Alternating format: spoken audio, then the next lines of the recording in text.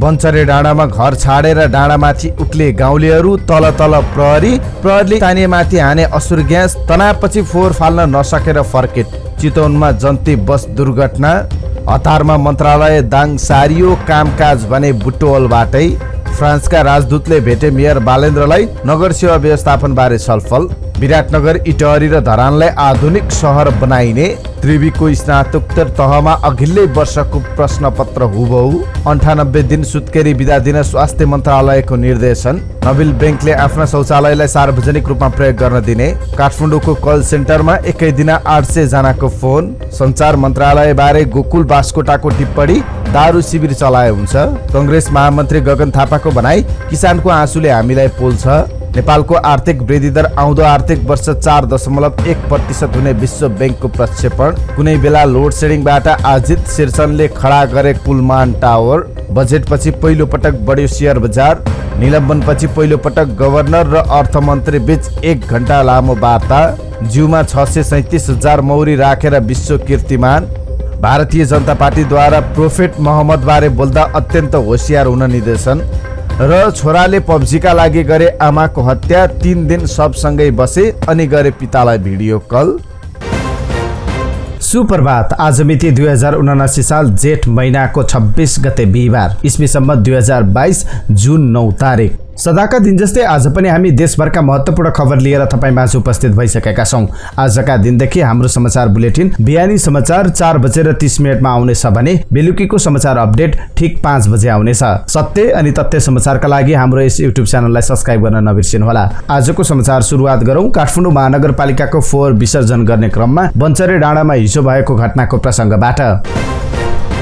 बन्चरे डाँडाका स्थानीय बुधबार पनि बिहान 6 बजे नै सडकमा भेला भइसकेका थिए। सरकारले मंगलबारबाटै स्थानीयको सहमति बेगर बन्चरे डाँडा डम्पिङ साइटमा काठमाडौँको फोहोर फाल्न सुरु गरेको थियो। प्रहरी परिचालन गरेर मंगलबार दिनभरमा 150 ट्रक भन्दा बढी फोहोर फालिएको थियो। 3 जना भन्दा बढी स्थानीय पक्राउ परेका थिए। हिजो त्यही घटना दोहोरिने आकलन गर्दै बन्चरे डाँडाका स्थानीय बिहानै घरबाट बाहिर निस्किएका थिए। केही बेरमा सडकमा धर्ना दिएपछि उनीहरूले नयाँ रणनीति अपनाए। अघिल्लो दिन सडकमा धर्ना दिँदा प्रहरीले लछार पछार पार्दै पक्राउ गरेर बाटो खुलाएको थियो। त्यसपछि फोहोर ओसार्ने ट्रक र टिप्परहरूलाई दायाँ बायाँ अगाडि पछाडि प्रहरी तैनात गरेर डम्पिङ साइटसम्म पुर्याइएको थियो। अस्तिको त्यस्तो अनुभवका कारण हिजो अर्कै तरिकाले आन्दोलन गरे। दिउँसो प्रहरी बन्चरे डाँडा आइपुग्ने बेलामा गाउँलेहरू आफ्नो घर छोडेर डाँडातिर उक्लिए। योजना अनुसार प्रहरी र सशस्त्र टोली पुग्ने बेला स्थानीयहरू घर छाडेर डाँडामाथि उक्लेर डाँडाको डिलमा लस्करै बसे। त्यसको ठिक मुनि सडक छ। फोहोर बोकेका ट्रक तथा टिप्परहरू त्यही बाटो हुँदै डम्पिङ साइट पुग्न नसकोस् भनेर उनीहरूले बाटोभरि छपक्कै ढुङ्गा मुडा र रुखका हाँगाहरू काटेर तेर्साएका थिए। प्रहरी टोली आएपछि उनीहरूले घरमा वृद्ध र महिला बाहेक कोही भेटेनन्। तिनै मध्येबाट 8 जना पक्राउ परेका छन्। प्रहरी गाउँ घुसेपछि स्थानीयले डाँडामाथिबाट ढुङ्गा हानेका थिए। यसरी डाँडामाथिबाट ढुङ्गा मुडा गरेपछि 2 सेल असुर ग्यास प्रहार गरेको काठमाडौँ प्रहरी उपरीक्षक सन्तोष सिंह राठौरले बताए। दिनभरि झडप र तनावपछि आखिरमा फोहोर लिएर गएका ट्रक र टिप्परहरू डम्पिङ साइटसम्म पुग्न सकेनन्। फोहोर नफालिकन ट्रकहरू फर्किए। एक स्थानीयले भने, बरु हामी 365 दिन नै त्यहाँ डाँडामाथि बस्न तयार छौं, तर हाम्रो माग पूरा नभएसम्म 1 ट्रक फोहोर पनि गाउँमा घुस्न दिने छैनौं। यसरी बन्चरे डाँडाको अवस्था हिजो दिनभर तनावपूर्ण रह्यो। चितवनको रत्ननगरमा बुधबार दिउँसो जन्ती बस दुर्घटना हुँदा 12 जना घाइते भएका छन्। रत्ननगर नगरपालिका 2 सब्जी मण्डी स्थित पूर्व पश्चिम राजमार्ग अन्तर्गत हरिहर मन्दिरबाट जन्ती बोकेर खैरेनी जाँदै गरेको ना 5 ख 643 नम्बरको जन्ती बस अनियन्त्रित भई दुर्घटना भएको जिल्ला प्रहरी कार्यालय चितवनका प्रहरी प्रवक्ता नरहरि अधिकारीले जानकारी दिएका छन्। उनका अनुसार घाइतेहरूको स्थानीय अस्पताल र भरतपुर अस्पतालमा उपचार भइरहेको छ। बसमा 30 जना सवार थिए। बर्खायाम सुरु भएसँगै बाढी र पहिरोको खबरहरू आउन थालेका छन्। काठमाडौँमा परेको वर्षाका कारण टुकुचा खोलामा आएको बाढीले 1 जनाको मोटरसाइकल बगाएको छ। काठमाडौँ महानगरपालिका वडा नम्बर 2 लाजिमपाट स्थित नील सरस्वती स्थान नजिक टुकुचा खोलामा आएको बाढीले मोटरसाइकल सहित 1 जनालाई बगाएको महानगरीय प्रहरी परिषदले जनाएको छ। काठमाडौँ महानगरपालिका धापासी घर भएका 21 वर्षीय सुरज अर्याल सहित बागमती प्रदेश 02013 प 2588 नम्बरको मोटरसाइकल बाढीले बगाएको हो। चालक आचार्यलाई तत्काल सकुशल उद्धार गरिएको छ भने मोटरसाइकल भने खोलाले बगाएको छ। बाजुराको बुढीगंगा नगरपालिका 10 की लोकसरी कुवर पाटन अस्पतालको बेड नम्बर 5 मा छटपटाइरहेकी छन्। खाना पकाउँदै गर्दा चुलोमा लडेकी उनको शरीरको 38% भाग जलेको छ। 23 वर्षकी उनको 5 महिनाका छोरा युकेश भने आमाको काख र दूध खान नपाएर रोइरहेका छन्। जलेर गम्भीर अवस्थामा रहेकी आमासँग छोरालाई राख्न नमिल्ने भएकाले अलग अलग बेन्चमा राखिएको छ। चिकित्सकले उच्च निगरानीमा राखेर लोकसरीको उपचार गरिरहेका छन्। लोकसरीका श्रीमान श्रीमती र छोराको हेरचाह गरिरहेका छन्। आमाको दूध खान नपाएका छोरा युकेश ल्याक्टोजिनले पेट भरिरहेका छन्। सुरुमा धनगढीसम्म एम्बुलेन्समा र धनगढीबाट काठमाडौँसम्म पनि एम्बुलेन्समा ल्याउँदा नै ऋण गरेर आएको परिवारसँग लोकसरीको उपचारका लागि रकम अभाव भएको छ। 12 जेठमा पाटन अस्पताल भर्ना गराएकी उनको विभिन्न दाताको सहयोगमा अहिलेसम्म उपचार भइरहेको छ। तर उपचारमा कति समय र खर्च लाग्ने हो यकिन छैन। त्यसैले एकेन्द्र बाँकी उपचार कसरी गर्ने भन्ने चिन्तामा रहेका छन्। 2077 असोज 20 को लुम्बिनी प्रदेशसभा बैठकले स्थायी राजधानी दाङको देउखुरी उपत्यकामा राख्ने निर्णय गर्यो। तत्कालीन मुख्यमन्त्री शंकर पोखरेलले राजधानी देउखुरी उपत्यकामा नमुना शहर निर्माण गर्ने घोषणा पनि गरे। तर स्थायी राजधानी तोकिएको 20 महिना भन्दा बढी भइसक्दा पनि बुटोलबाट राजधानी सार्ने काम अगाडि बढ्न सकेको छैन। बरु हतारमा देउखुरी सारिएको मन्त्रालयको काम पनि पुनः बुटोलबाटै गर्न थालिएको छ। स्वास्थ्य, जनसंख्या तथा परिवार कल्याण मन्त्री इन्द्रजित थारूले देउखुरी उपत्यकाको राप्ती गाउँपालिका 5 मा मन्त्रालय सारेका थिए। आफ्नो गृह क्षेत्र पनि भएकाले उनले बुटोलबाट दाङ ल्याएर मन्त्रालयका सबै सेवाहरू देउखुरीबाटै दिने बताएका थिए। तर मन्त्रालय सारिएको 5 महिना बित्दा पनि देउखुरीमा रहेको मन्त्रालयबाट कामकाज अगाडि बढ्न सकेको छैन। हाल उक्त मन्त्रालयको काम बुटोलबाटै भइरहेको छ। देउखुरी स्थित मन्त्रालयमा 5 जना मात्रै कर्मचारी रहेका छन्। राजनीतिक दलहरूले राजधानी स्थानान्तरणमा इच्छा नदेखाउँदा समस्या भइरहेको छ। काठमाडौँ महानगरका प्रमुख बालेन्द्र शाहसँग फ्रान्सका राजदूत जिल बुर्बाओले हिजो शिष्टाचार भेट गरेका छन्। प्रमुखको कार्यकक्षमा भएको भेटका क्रममा नगर व्यवस्थापनका लागि सेवा र सुविधा वितरण मुख्य विषय रहेको महानगरपालिकाले जनाएको छ। हामी अहिले बजेट नीति तथा कार्यक्रमको तयारीमा छौँ। फोहोर मैलाको दिगो व्यवस्थापन, स्वास्थ्य, शिक्षा र सामाजिक क्षेत्रसँगै शहरी यातायातको सुधार, सांस्कृतिक तथा प्राचीन सम्पत्तिको संरक्षण र प्रबन्धन लगायतका क्षेत्रलाई हामीले प्राथमिकतामा राखेका छौँ। प्रमुख शाहले भने विकासको आगामी दिशा प्रक्षेपण अल्पकालीन, मध्यकालीन र दीर्घकालीन योजनाबाट भविष्यका कार्यक्रम समेत तय गर्ने प्रणाली विकास गर्दैछौँ। यस क्रममा फ्रान्सका राजदूतले शहरी विकास तथा व्यवस्थापनका लागि दिगो आर्थिक प्रस्तावका आधारमा काठमाडौँलाई सहयोग गर्न आफूहरू इच्छुक रहेको बताएका थिए। प्रदेश नम्बर 1 सरकारले आगामी वर्षको नीति तथा कार्यक्रम सार्वजनिक गरेको छ। सरकारले प्रदेश नम्बर 3 का ठूला शहरलाई आधुनिक शहरको रूपमा विकास गर्ने नीति तथा कार्यक्रममा उल्लेख गरेको छ।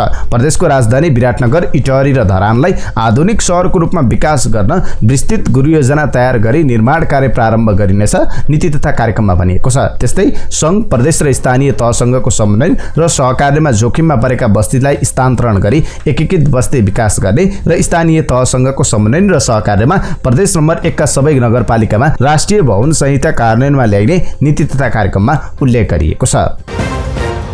अघिल्लो वर्षको प्रश्नपत्र हुबहु आयो भने के होला? त्रिभुवन विश्वविद्यालय मानविकी तथा सामाजिक शास्त्र संकाय अन्तर्गत राजनीतिक शास्त्रको स्नातकोत्तर पहिलो सेमेस्टरको परीक्षामा चरम लापरवाही देखिएको छ। राजनीतिक शास्त्रको स्नातकोत्तर तह पहिलो सेमेस्टरको इन्टरनेसनल पोलिटिक्स विषयको प्रश्नपत्र अघिल्लो वर्षको प्रश्नपत्रसँग हुबहु मिलेको छ। यो विषयको सन् 2021 र सन् 2022 मा सञ्चालित परीक्षाको प्रश्नपत्र एउटै छ। खाली प्रश्नपत्रको क्रम मात्र तलमाथि गरिएको छ। मानविकी संकायकी डिन प्राध्यापक डाक्टर कुसुम साक्यले पटक पटक समस्या दोहोरिन थालेपछि प्रणालीमाथि नै प्रश्न उठेको बताएकी छन्। फेरि उही समस्या दोहोरिएको छ।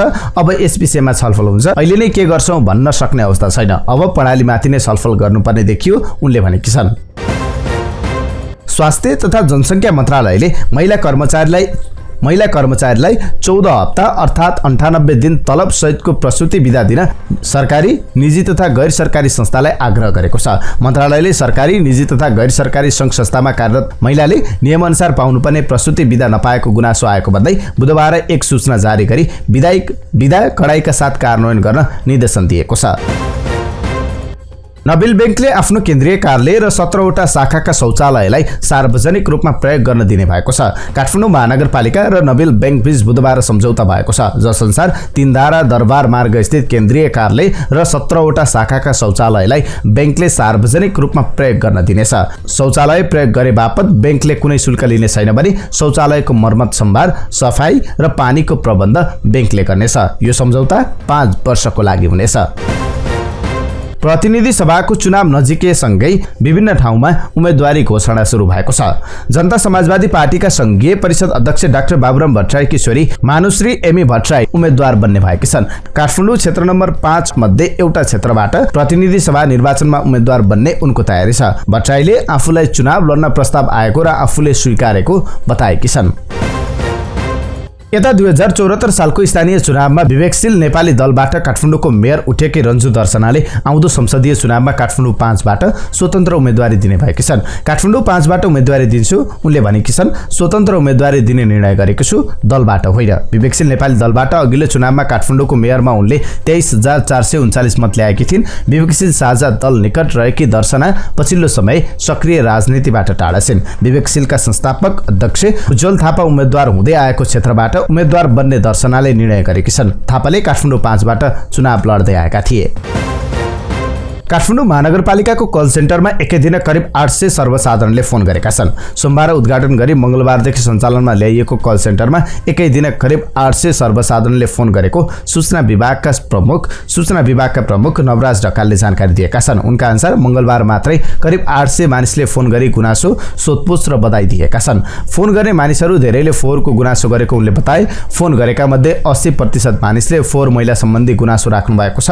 ढकालले भने उहाँहरू फोहोर कहिले उठ्छ भनेर जिज्ञासा र गुनासो राख्नुहुन्छ। 10% मानिसहरूले बधाई दिनुभएको छ भने बाँकीले ढल, विद्यालय लगायतका विषयमा गुनासो गर्नुभएको छ। फोन गर्नेहरूले फोहोर बाहेक कलेजको पर्दा च्यातिएको, घर निर्माण र कर सम्बन्धी, विद्यार्थीले होस्टलमा राम्रो सुविधा नपाएको लगायतका विषयमा गुनासो गरेको ढकालले बताए। त्यस्तै बाटोमा भएका खाल्डाखुल्डी कहिले पुरिने र पिच हुने भन्ने विषयमा समेत जिज्ञासा आएको, त्यस्तै स्वास्थ्य क्षेत्रको असुविधा, कर, क्युआर कोड कसरी लिने जस्ता विषयमा उनीहरूले जानकारी लिन खोजेका छन्।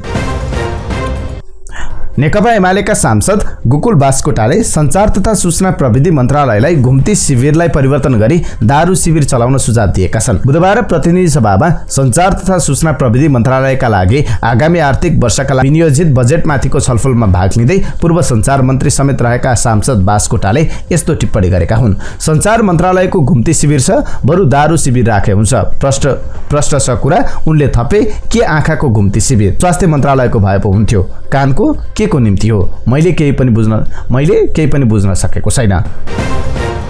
महामन्त्री एवं सांसद गगन थापाले वर्षै पछि किसानहरूले मलको अभाव झेल्नु परेको तर जिम्मेवार व्यक्तिहरूले दीर्घकालीन समाधान नखोज्दा समस्या दोहोरिएको बताएका छन्। सरकारले मलको समस्या समाधान गर्न नसकेको हो कि गर्न नचाहेको हो भन्ने प्रश्न उठेको उनले बताएका छन्। प्रतिनिधि सभाको बुधबारको बैठकमा सांसद थापाले वर्षौंदेखि मलको समस्या दोहोरिएको तर सरकारको काम गर्ने शैली नफेरिएका कारण समस्या समाधान नभएको उनले बताए। सरकार फेरियो, मानिस फेरिए, मन्त्री फेरिए, तर मलको कथा जहिले पनि त्यस्तै रह्यो। त्योभन्दा अघिल्लो सालको पत्रिका पल्टाएर हेर्यौं भने पनि मलको कथा र हामीले गरेका छलफल यतै रहे। उनले भने हामीले यत्रो बजेट छुट्यायौं तर मल नै आउन सकेन। किसानलाई मल दिन्छौं भनेर दायित्व लिएर आएका छौं, प्रत्येक वर्ष चुक्छौं। हामी सबैलाई लज्जाबोध हुनुपर्ने हो, अप्ठ्यारो लाग्नुपर्ने हो। हामीसँग सबै स्रोत साधन छ, पैसा नपुगेर नियम कानुन नभएको भए, असामान्य अवस्था भएको भए भन्न मिल्थ्यो। सबै कुरा ठिकठाक हुँदै गर्दा पनि सक्दैनौं भनेपछि हामीले गर्न नचाहेको हो कि गर्न नसकेको? हामीले यसलाई स्वीकार्नुपर्छ, काम गर्ने तरिका बदल्नुपर्छ। किसानको आँसुले हामीलाई पोल्छ।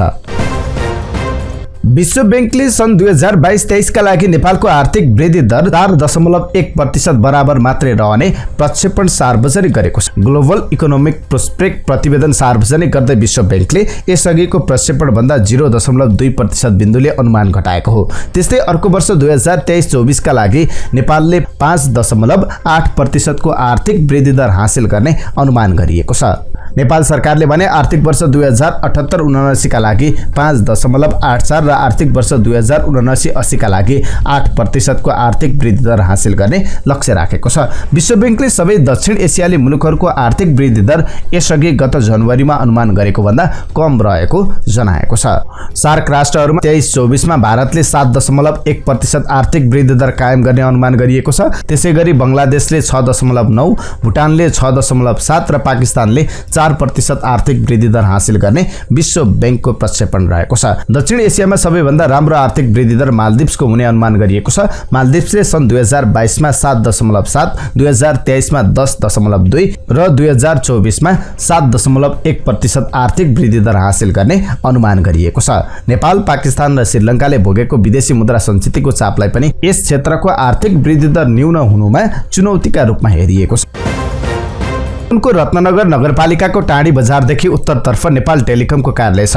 त्यो कार्यालय नजिक लामो समय काठको मिल सञ्चालन भयो। त्यहाँ काठबाट फर्निचर बनाएर बिक्री गर्ने काम हुन्थ्यो। त्यसका सञ्चालक थिए मुस्ताङबाट बसाइ सरेर चितवन आइपुगेका सम्मर बहादुर शेरचन। 2046 सालदेखि चितवनमा काठको मिल सञ्चालन गर्दै आएका थिए उनले। मिलमा उनलाई छोरा सुभाषले सघाउँथे। सुरुवातमा व्यवसाय राम्रै भए पनि देशमा लोडसेडिङ बढ्दै जाँदा शेरचन परिवारको यो व्यवसाय धराशायी बन्न पुग्यो। दैनिक 12 घण्टासम्म लोडसेडिङ हुँदा मिल चलाउनै सक्ने अवस्था आइलाग्यो। लोडसेडिङकै कारण काठको मिल चलाउन नसक्ने टुङ्गोमा पुगेपछि करिब 5 वर्ष अघि शेरचन परिवारले मिलका सबै सामानहरू बिक्री गर्यो। त्यसको केही समयपछि सम्मर बहादुर शेरचनको निधन भयो। पछि छोरा सुभाषले काठ मिल भएको ठाउँमा माठ खोले। माठ सञ्चालनमा आएको केही वर्षपछि उनले व्यवसायमा लगानी बढाउने सोच बनाए। त्यही सोच अनुसार 5 महिना अघि माठको आडैमा थकाली भान्साघर खोले। पहिले काठमिल भएको क्षेत्रमा अहिले उनको घर अनि पी माठ र थकाली भान्साघर सञ्चालन हुन थालेको छ। यी दुई व्यवसायमा उनले करिब 1 करोड रुपियाँ लगानी गरेका छन्। उनको परिवारले चलाएको काठमिल बन्द हुनुमा लोडसेडिङ मुख्य कारण बने जस्तै लोडसेडिङको अन्त्य थकाली भान्साघरमा लगानीको कारण बन्न पुग्यो। अनि सुभाषले लोडसेडिङ अन्त्य गर्ने भूमिका खेलेको भन्दै नेपाल विद्युत प्राधिकरणका कार्यकारी निर्देशक कुलमान घिसिङलाई सम्झिए। सुभाषले थकाली भान्साघरको प्राङ्गणमा एउटा टावर खडा गरेका छन्। यसलाई नाम दिएका छन् कुलमान टावर। झट्ट हेर्दा विद्युतको हाइटेन्सन टावर जस्तो देखिने यो टावरलाई रङरोगन गरेर आकर्षक बनाइएको छ। टावरमा डोरो टाँगेर पताकाहरू टाँसिएको छ। यो हाइटेन्सन लाइनमा जोडिएको आकर्षण तार जस्तो देखिन्छ। टावरसँगै घिसिङको फोटो छ। यसमा उज्यालोको प्रतीक द रियल हिरो कुलमान घिसिङ लेखिएको छ। मैले नेपाललाई उज्यालो बनाउन भूमिका खेल्नुभएका कुलमान घिसिङको सम्मानमा यो टावर निर्माण गरेको हुँ। यो मेरै डिजाइनमा बनेको छ। उहाँको मेहनतका कारण आज हामीले सहज रूपमा व्यवसाय गर्न पाएका छौँ। शेरचनले भने मलाई व्यवसायमा लगानी गर्ने आँट नै उहाँका कारण आएको हो। शेयर बजारमा देखिएका समस्या अध्ययन गरी मौद्रिक नीतिबाट सम्बोधन गर्ने तयारी सहित अर्थ मन्त्रालयले समिति गठन गरेको सूचनापछि बुधबार लगानीकर्ता उत्साहित देखिएका छन्। अर्थमन्त्री जनार्दन शर्माले तितोपत्र बोर्डको वार्षिक उत्सव समारोहमा समिति गठन गरी समस्याको अध्ययन हुने जानकारी गराएका थिए। आगामी बजेट सार्वजनिक भएको दिनपछि निरन्तर घटेको शेयर बजार बुधबार भने दोहोरो अङ्कले वृद्धि भएको छ। बुधबार 60.22 अङ्कले बढेको बजार 2080.44 बिन्दुमा पुगेर रोकिएको छ। बुधबार कुल 231 कम्पनीको 30,684 वटा कारोबारबाट 50,05,814 किता शेयर किनबेच भएको छ। यस दिन कारोबार रकम भने 1,64,03,56,608 रुपियाँ भएको छ। बुधबार सबै उपसमूहको शेयर मूल्य बढेको छ। सामुदायिक लघुवित्त वित्तीय संस्था र उपकार लघुवित्त वित्तीय संस्थाको मूल्यमा सकारात्मक सर्किट लागेको छ। यी दुई कम्पनीको मूल्य 1573 र 2338.6 रुपियाँ पुगेको छ। साथै हिजो बलेफी हाइड्रो, कालिका लघुवित्त, तेह्रथुम पावर, उन्नति सहकार्य लघुवित्तको मूल्य समेत सकारात्मक सर्किट लेभलमा पुगेर कारोबार भएको छ। माउन्टेन हाइड्रो यस दिन अरुण भ्याली हाइड्रो पावरको सबैभन्दा बढी कारोबार भएको छ। हिजो अरुण भ्याली हाइड्रो पावरको सबैभन्दा बढी कारोबार भएको थियो। अर्थमन्त्री जनार्दन शर्माले नेपाल राष्ट्र बैंकका गभर्नर महाप्रसाद अधिकारीलाई निलम्बन गरेपछि पहिलो पटक उनीसँग छलफल गरेका छन्। अर्थमन्त्री र गभर्नर बीच समन्वय हुन नसक्दा देशको अर्थतन्त्र अझ समस्यामा जाने अवस्था आउन सक्ने भनेर चर्चा चलिरहेका बेला हिजो नै अर्थ मन्त्रालयमा नै अर्थमन्त्री र गभर्नर बीच करिब 1 घण्टा छलफल भएको छ।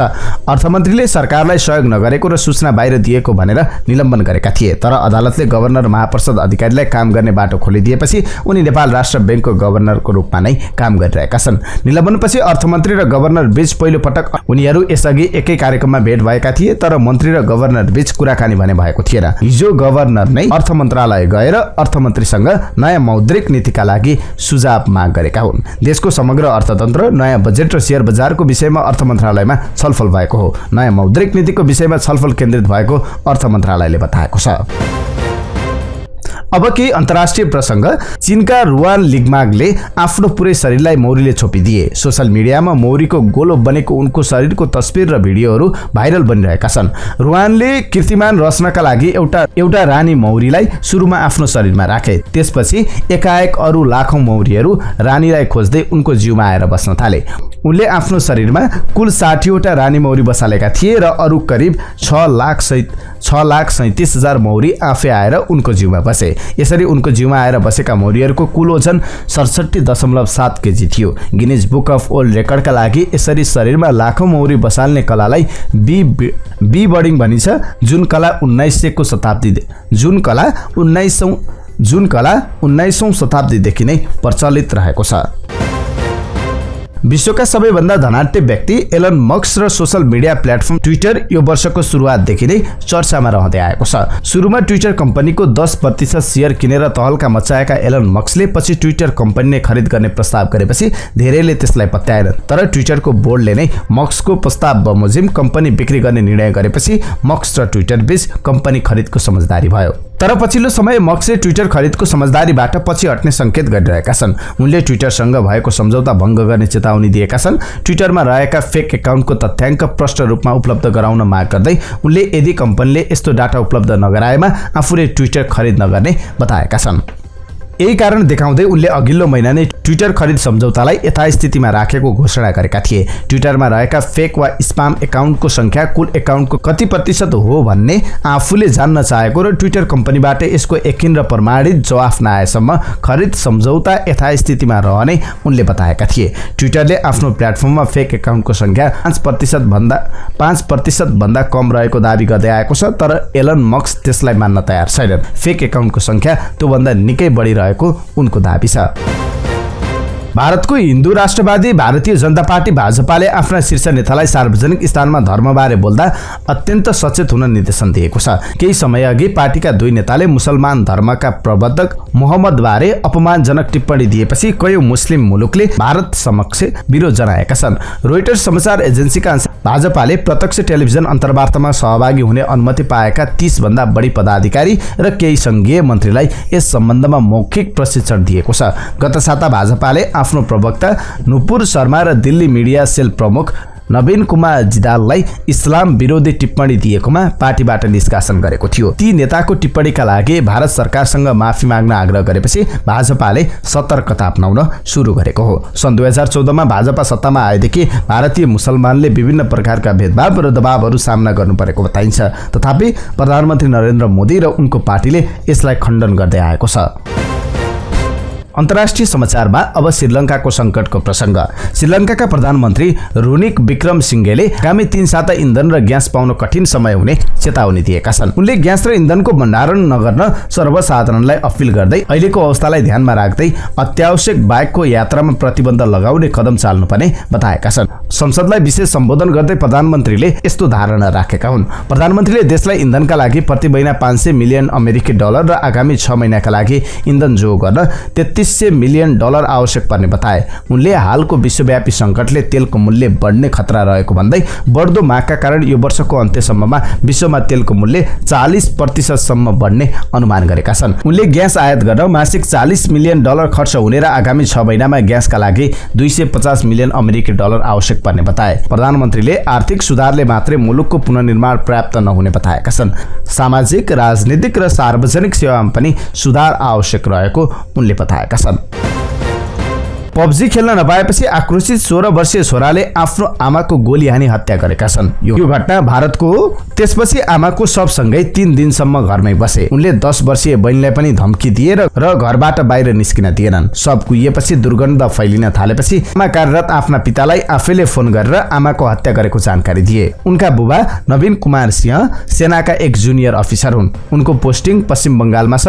लखनऊको पीजीआई क्षेत्रको यमुनापुर कोलोनीमा उनको घर छ। त्यहाँ उनकी बहिनीकी श्रीमती साधना आफ्ना 16 वर्षीय छोरा र 10 वर्षीय छोरीसँग बस्दै आएका थिए। भिडियो कल गरेर आमाको हत्या गरेको बताए। उनले बुबालाई सब पनि देखाए। नवीनले एकजना आफन्तलाई तत्कालै फोन गरेर घर पठाए। प्रहरीका अनुसार छोरालाई मोबाइलमा गेम खेल्ने बानी थियो, तर साधनाले उनलाई गेम खेल्नबाट रोकिन्। शनिबार राति पनि उनले छोरालाई गेम खेल्न दिएकी थिएनन्। त्यसैले छोरा आमासँग असाध्यै रिसाएका थिए। राति करिब 2 बजेतिर साधना गहिरो निन्द्रामा थिइन्। उनले दराजबाट बुबाको पिस्तोल निकालेर आमाको हत्या गरिदिए। त्यसपछि बहिनीलाई धम्की दिएर सोही कोठामा थुनिदिए। मंगलबार राति प्रहरीले बाहिरी गेट खोल्दा घरभित्रबाट गन्ध आइरहेको थियो। नाकमा रुमाल बाँधेर प्रहरी भित्र पसेपछि साधनाको कुहिएको शव